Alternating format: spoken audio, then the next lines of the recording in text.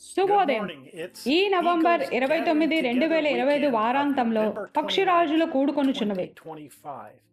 ఈ వారంలో నవంబర్ 27, 2025 గురువారం నాడు సహోదరుడు బ్రెన్హామ్ తన భార్య సహోదరి మేడా బ్రెన్హామ్ స్వస్థత కొరకు వాక్యమును పలికిన 62వ వార్షికోత్సవం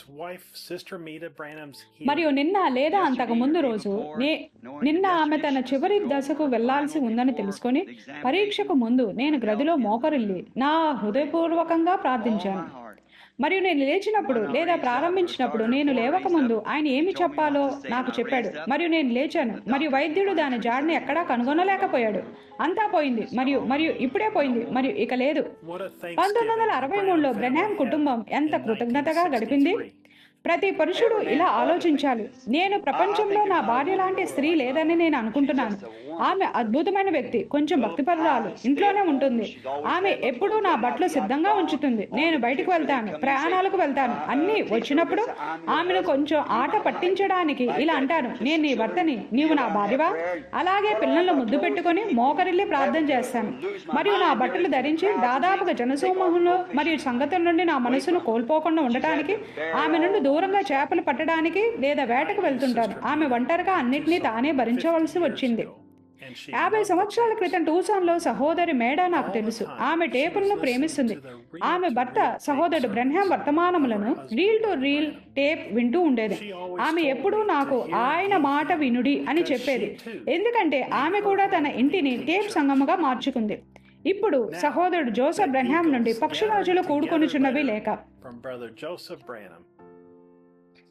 దేవుని యొక్క ప్రియమైన మహోన్నత కళాఖండమా, కాండము, పుప్పొడి మరియు పొట్టులో ఉన్న అసలైన జీవమంతా ఇప్పుడు దేవుని యొక్క రాజసంతానమై ఉన్న మనలో ఆయన యొక్క మహోన్నత కళాఖండములలో కూడి వస్తున్నది మరియు పునరుద్ధానము కొరకు సిద్ధపరచబడుచున్నది.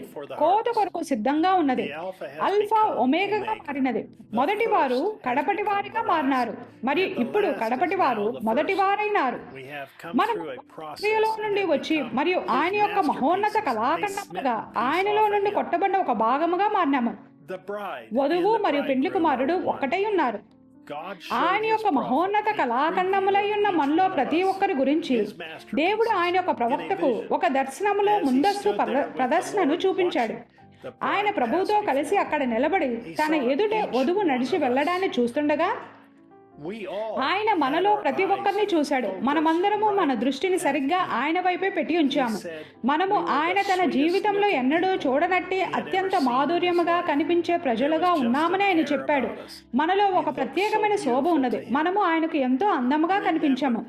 గుర్తుంచుకోండి, ఇది వధువును గూర్చిన దర్శనమై ఉన్నది. ఆమె చూడటానికి ఎలా ఉంటుంది మరియు ఆమె సరిగ్గా ఏమి చేస్తున్నది అనే విషయంలో మనకు చెప్తున్నది. జాగ్రత్తగా వినండి.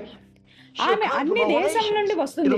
అది ఒక వధువుగా తయారవుతుంది. ప్రతి ఒక్కరూ పొడవైన తల వెంట్రుకలను కలిగి ఉన్నారు మరియు ఎటువంటి మేకప్ ను వేసుకోలేదు మరియు నిజంగా అందమైన అమ్మాయిలే ఉన్నారు మరియు వారు నన్ను గమనిస్తున్నారు. అది సమస్త దేశం నుండి బయటకు వస్తున్న వధువును సూచించున్నది. చూసారా, వారు పరిపూర్ణముగా వాక్య వరుసలో నడుస్తుండగా ప్రతి ఒక్కరూ ఒక దేశంలో ప్రాతినిధ్యముగా ఉన్నారు. వధువు, నన్ను దానిని మరలా చెప్పనివ్వండి. ప్రతి దేశం నుండి వచ్చిన వధువు వారి దృష్టిని వారి సంఘ కాపరి మీద ఉంచారా? ఒక గుంపు మనుషుల మీద ఉంచారా? కాదు. ఆయన చెప్పింది అది కాదు. వారు తమ దృష్టిని ప్రవక్త మీద ఉంచారు. ఆయననే గమనిస్తున్నారు. వారు తమ దృష్టిని ప్రవక్త మీద ఉంచినంతసేపు వారు సరిగ్గానే కావాతు చేస్తూ ఉన్నారు. అయితే పిదప ఆయన మనల్ని హెచ్చరిస్తాడు. ఏదో జరిగినది. కొందరు తమ దృష్టిని ఆయన మీద నుండి తొలగించి మరియు అగాధములోనికి వెళ్ళిన దేనినో చూడటం మొదలు పెట్టారు. మరియు పిదప నేను ఆమెను గమనించవలసి ఉన్నది. ఆమె దాటినప్పుడు ఆమె వెళ్తుండగా నేను గమనించకపోతే ఆమె ఆ వాక్య వరుస నుండి దారి తప్పుతుంది. అది బహుశా నా సమయం ముగిసినప్పుడు, నేను వెళ్ళిపోయినప్పుడు, చూడండి, నా పని ముగిసినప్పుడు లేదా అది ఎప్పుడైతే అప్పుడు కావచ్చును. ఆయన ఆమెను గమనించవలసి ఉన్నది లేదా ఆమె వెళ్తుండగా ఆమె ఆ వరుసలో నుండి తొలగిపోతుంది.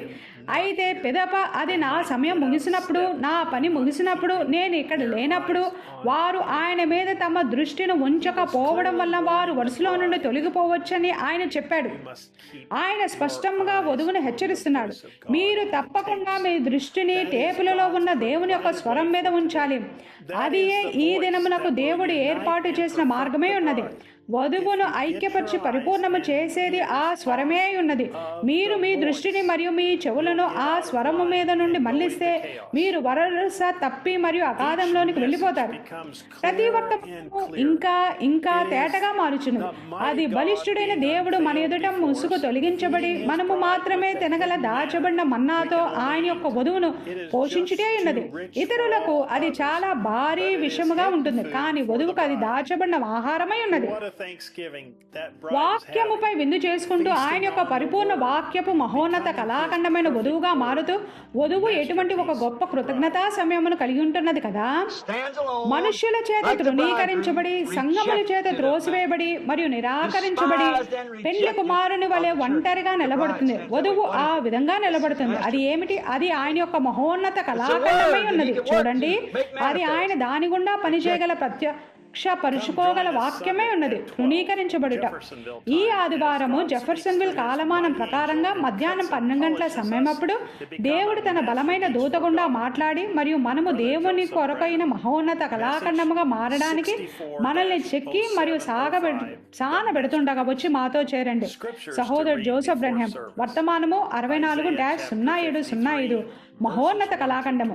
కూడికకు ముందు చదవలసిన లేఖనములు: యెషయా 53వ అధ్యాయం 1-12 వచనములు, మలాకి 3వ అధ్యాయం 6వ వచనము, పరిశుద్ధ మత్తయి 24వ అధ్యాయం 24వ వచనము, పరిశుద్ధ మార్కు 9వ అధ్యాయం 7వ వచనం, పరిశుద్ధ యోహాను 12వ అధ్యాయం 24వ వచనము, పరిశుద్ధ యోహాను 14వ అధ్యాయం 19వ వచనం. దీనితో పక్షిరాజులు కూడుకొనుచున్నవి లేఖ ముగిసినది. మరలా కలిసేంత వరకు ఆయన మాట వినుడి. దేవుడు మిమ్మల్ని దీవించునుగాక మరియు షలోం.